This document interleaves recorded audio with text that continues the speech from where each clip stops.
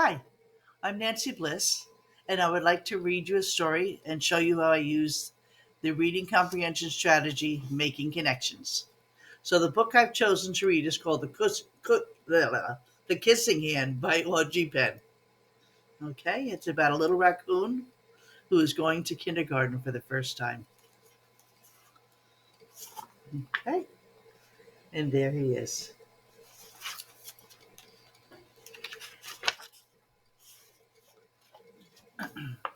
Chester Raccoon stood at the edge of the forest and cried.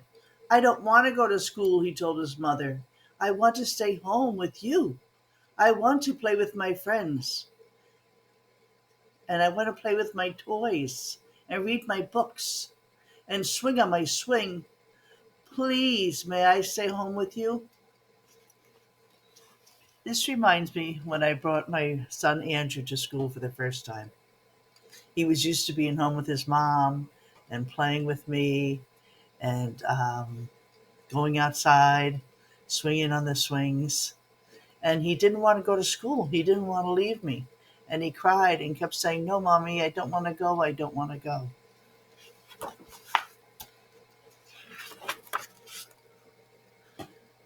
Mrs. Raccoon took Chester by the hand and she nuzzled him on the ear. Sometimes you all have to do things we don't want to, she told him gently, even if they seem strange and scary at first. But you will love school once you start. Okay. So I remember I was hugging Andrew in the car and I gave him a little kiss. And I told him, You're really going to like school. You're going to make lots of new friends, have new toys to play with at school, trying to convince him that he would have a good day.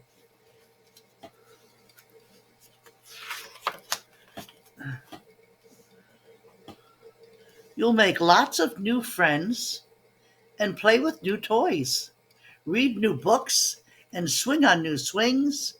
Besides, she added, I know a wonderful secret that will make your nights at school seem as warm and cozy as your days at home.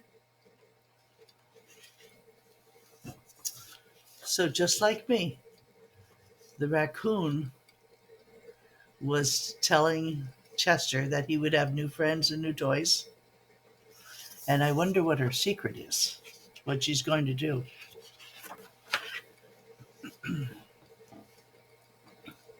Chester wiped away his tears and looked interested. A secret? What kind of secret? A very old secret, said Mrs. Raccoon.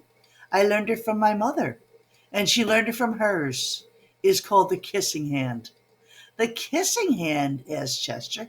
What's that?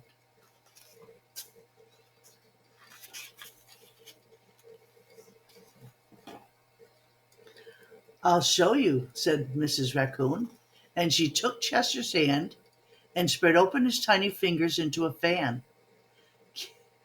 Leaning forward, she kissed Chester right in the middle of his palm.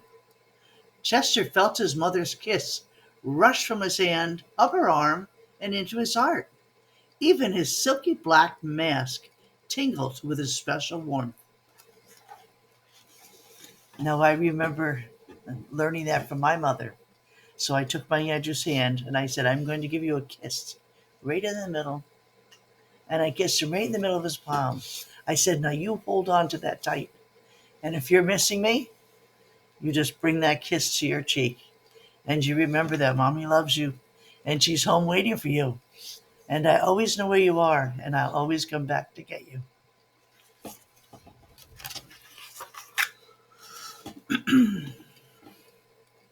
Mrs. Raccoon smiled. Now, she told Chester, whenever you feel homesick and need a little love from home, you just press your hand to your cheek and think, Mommy loves you, Mommy loves you. And that very kiss will pass through your face and fill you with toasty warm thoughts. So just like I did, Chester's mom did the same thing for Chester.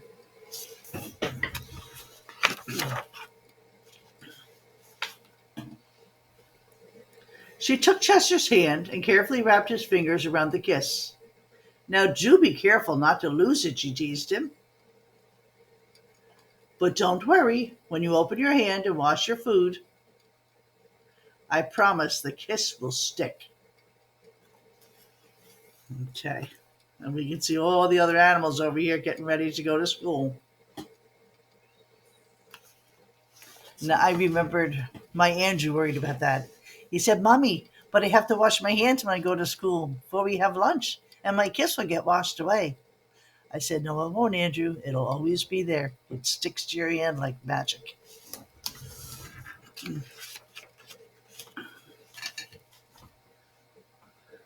Chester loved his kissing hand. Now he knew his mother love would go with him wherever he went, even to school.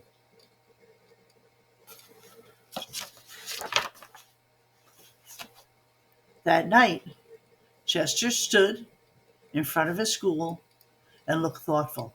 Suddenly he turned to his mother. Give me your hand, he told her.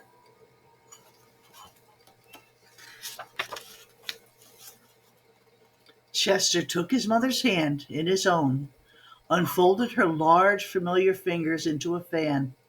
Next, he leaned forward and kissed the center of her hand. This reminds me of before Andrew got out of the car. He said, Mommy, give me your hand. And he gave me a kiss. He said, Now hold it tight. If you miss me while I'm at school, you can take my kiss and put it to your cheek. And remember that I love you and I miss you too. Just like in the book. Now you have a kissing hand too, he told her.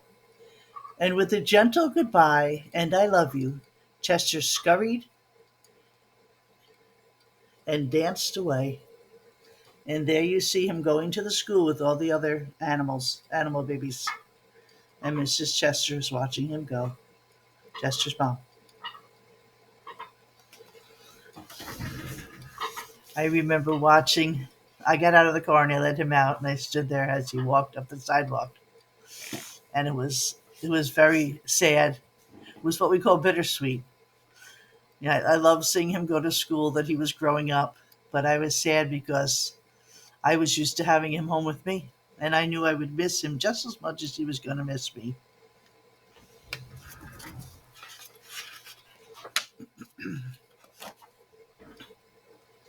Mrs. Raccoon watched Chester scamper across a tree limb and enter school, and as the hoot owl rang in the new year, she pressed her left hand to her cheek and smiled.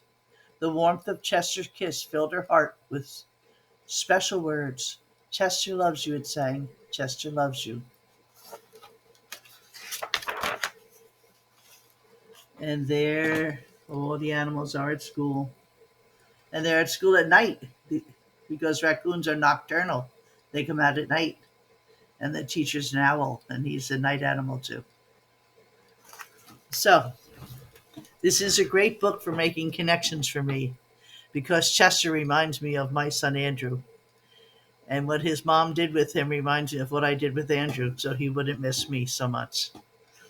Okay, so I hope that helped you understand how to make connections as you read a book. You connect what happens in your life to what happens in the story. Okay? It doesn't always happen, but with this book, it works for me. All right, see you next time.